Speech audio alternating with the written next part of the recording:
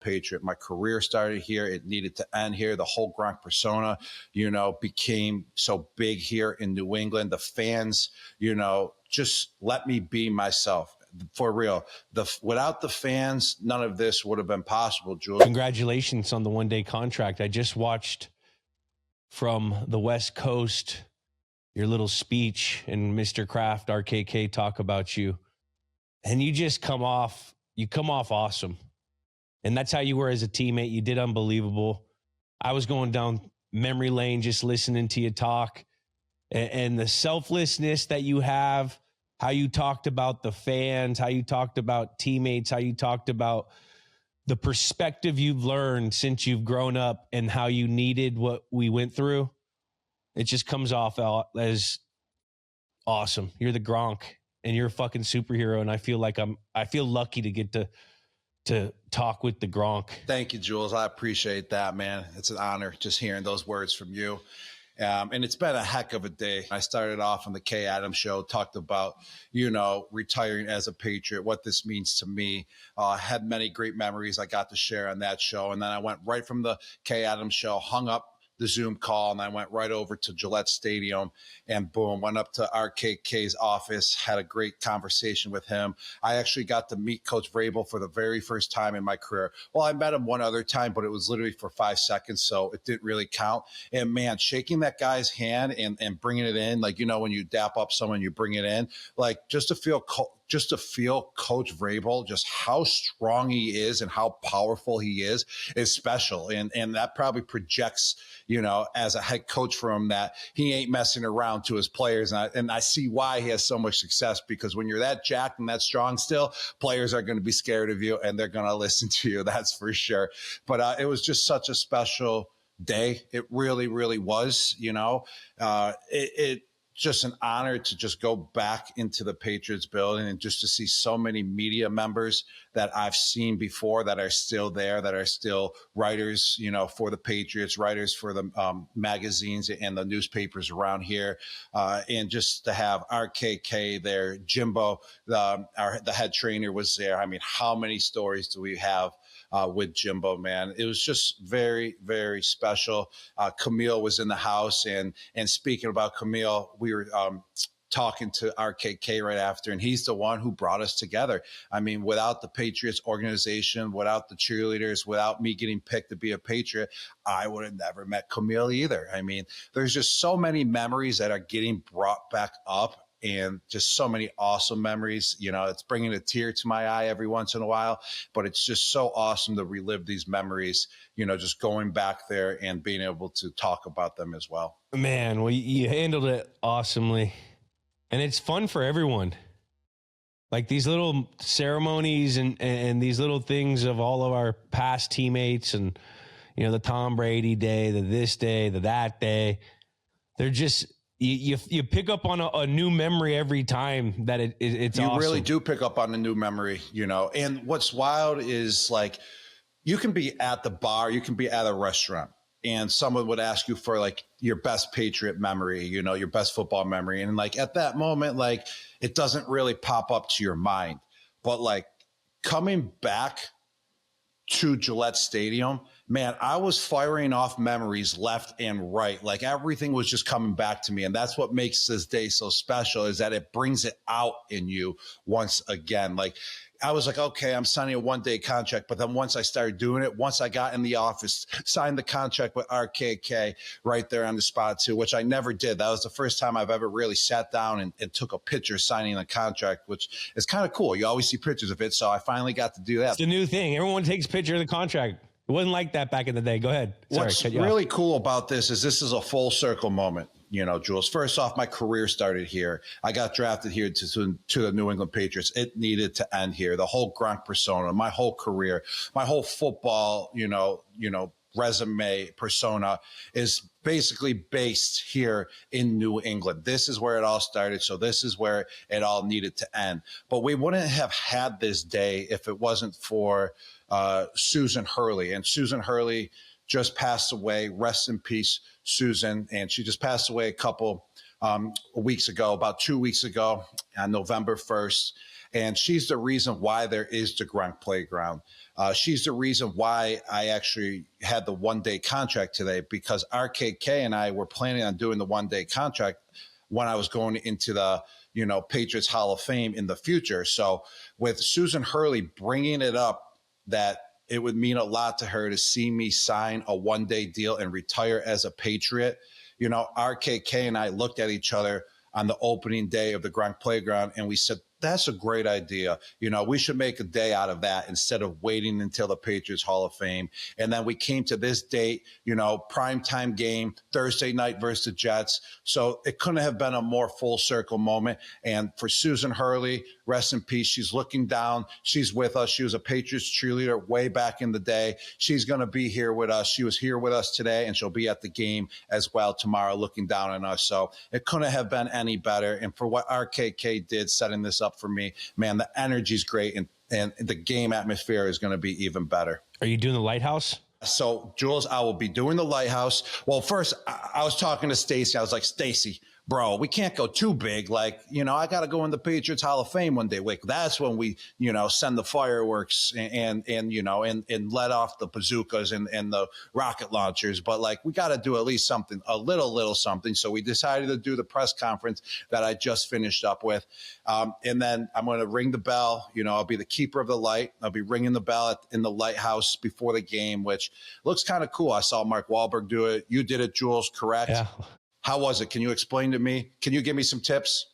It's cool. You know what? I think it's going to be even cooler at night. The night game tonight, it'll be cool. And it was also a little too warm for me up there.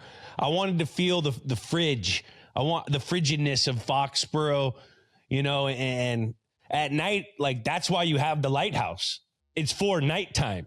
So this is going to resonate even more, because that ain't a fucking ship coming.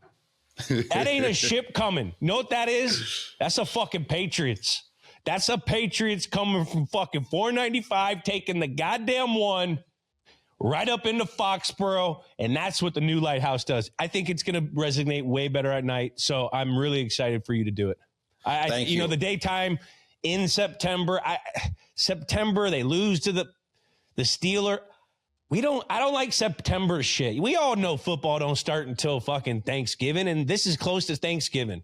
Also, I will be giving a little speech at halftime. I wouldn't say a speech. I would just say I'm going to address the crowd pretty quickly at halftime, and then I'm going to save the speech, Jules. You gave a great speech at your Patriot Hall of Fame, but that's when, you can get really into details and thank everyone. But I'm just going to address them real quick, and I'm going to hit them hard, though. I'm going to hit them real hard. And then I'm going to introduce the band that's playing, and it's a country band that I actually am friends with and been friends with for a while, Low Cash. So that's going to be pretty special. But, Jules, I got to ask you something. I am going to address the crowd, like I just said.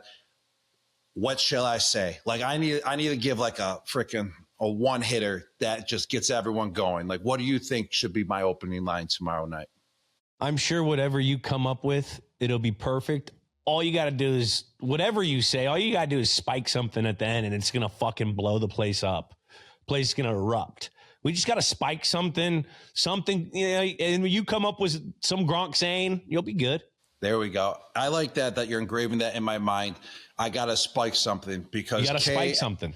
Kay brought that up on her show today too. She goes like, you got to end with like a spike or something. And that wasn't even engraved in my mind. So now you're saying it. Kay said it. So I got to spike something at halftime. No doubt about that. Maybe a US Soy Fiesta in there. Everyone, oh. I remember, Hey, maybe that's my opening line. I just grabbed the mic. We are going to Madrid this weekend. We're going to Madrid this weekend. Hola. Hey, Jules, that's how I should start it off. Hola. Yo soy fiesta. And then the whole place erupts, and I start dancing and partying. And then I address them a little bit, and then I introduce Low Cash. Hey, that might be the play. In spirit of the halftime show going on at the Super Bowl, we got to get people used to Spanish. And yes, what better way to do it than have old Robbie G, the big Gronk, speak Spanish? And now you're thinking. Now you're thinking, Jules. And I keep it easy. I keep it basic. So that's how you want to first learn. You can't go too in depth trying to learn a new language. You got to learn the swear words, the food words, and then a couple verbs and we're good. Okay. And then you put those together and then we all enjoy the halftime show because Gronk's going to teach us Spanish at halftime. Yes, I love it. Oh, that's why I asked you that question, Jules. I knew you would have some good answers for me. On eBay, every find has a story. Like if you're looking for a vintage sports tee. Not just a tee, the vintage sports tee. You wore it everywhere. Then your bro started wearing it, which was cool until he moved across the country and took it with him. Not cool. Now you're on eBay, and there it is. Same tee, same team. Still living in your memory rent-free forever. The things you love have a way of finding their way back to you. But eBay isn't just for getting whatever your friend stole back.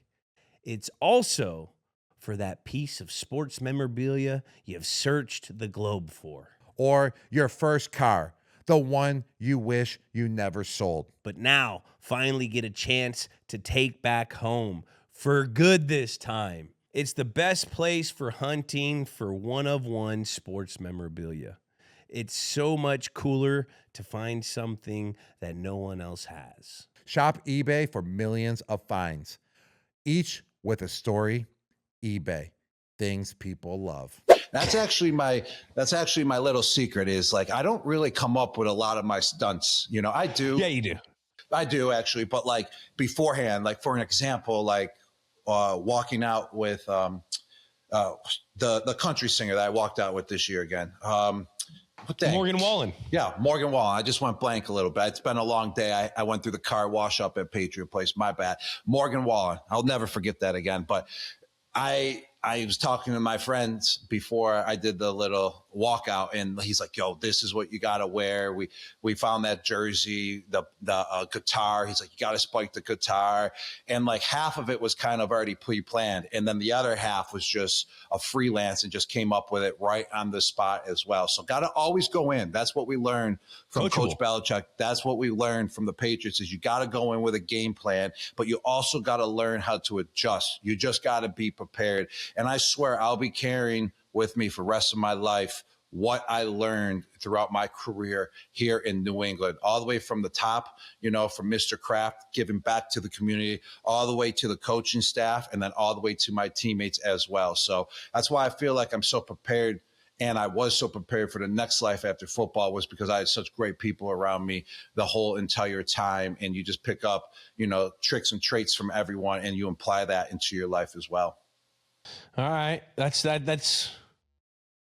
Gronk right there, baby. Like you, relentless, dude. Relentless, dude. You never gave up, brother, and you wanted it more than anyone. And I think about that all the time is if I want something, well, what did Jules do? Like he wasn't a top pick. He didn't have every opportunity in the book, but what did he do? He was relentless. He never stopped. He never gave up. He made sure that he was seen because you only get seen when you perform. So you made sure you were seen. So you would go out there and perform and bring more juice to the table than anyone else, whoever was in front of you. So I think about you for doing that and boom, I imply that into my life then. So Jules, thank you for what I learned from you as well.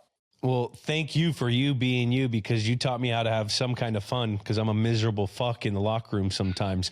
But before we move on to Thursday night football preview, Jets, Pats. Last thing about Patriot Day. Last thing about this. Last thing about the contract. Robbie G. I'm going to do my Tom Rinaldi. What does it mean to you to retire a Patriot? Well, Mr. Rinaldi Edelman, it means a lot to me. It actually means everything to me.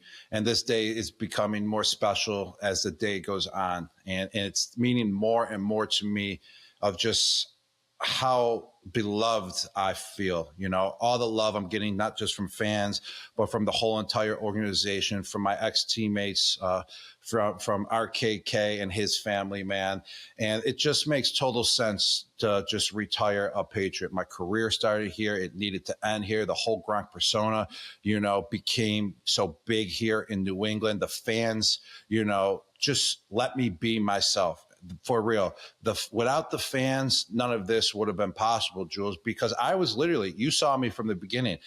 like, it wasn't like I was doing things out of my persona to become likable, you know? I was just doing things because that's like what I was doing. And it just grew and grew, and fans loved it. And I didn't even really notice sometimes the fans were loving it so much. Like, I always wanted to spike a football. Boom, they took it to a whole nother level. The Gronk spikes a thing. No one can spike a football as hard as Gronk. And I'm like, I just wanted to spike a football, you know? But the fans took it to a whole nother level. And that's why I appreciate them. And that's why I always want to give love back to them as well. And also, Boston will always be a home forever. The New England area will always be a home forever. And that's why when I first retired as a Patriot, I wanted to give back to the city of Boston. And that's why there's the Gronk playground. Yes, it took 5-6 years to finally, you know, have it, you know, open, but it was a moment. And there's a reason behind it as well, why it took so long, and everything came together this year. And we wouldn't be here without giving. I really wouldn't be here. Put it this way. This is when, you know, giving back always comes back as well. You get rewards too, because that playground exemplifies the reason why I had the one-day contract today, because I already told that story with Susan saying that. Well, guess what? Giving back to the community, building a $1.8 million playground through the Gronk Nation Foundation, you know, laid the groundwork for today and gave me the platform for today and the special moments to, you know, retire as a Patriot. So that just shows when you give back, the reward always comes back as well. It's perfectly said, Roberto. Thank you, Jules. I appreciate all the questions, man. And I wouldn't be here without you either. I mean, we all wouldn't be here. I mean, it's not just you. It's not just, you know, Coach Belichick. It's not just Tom. It's not Ninkovich.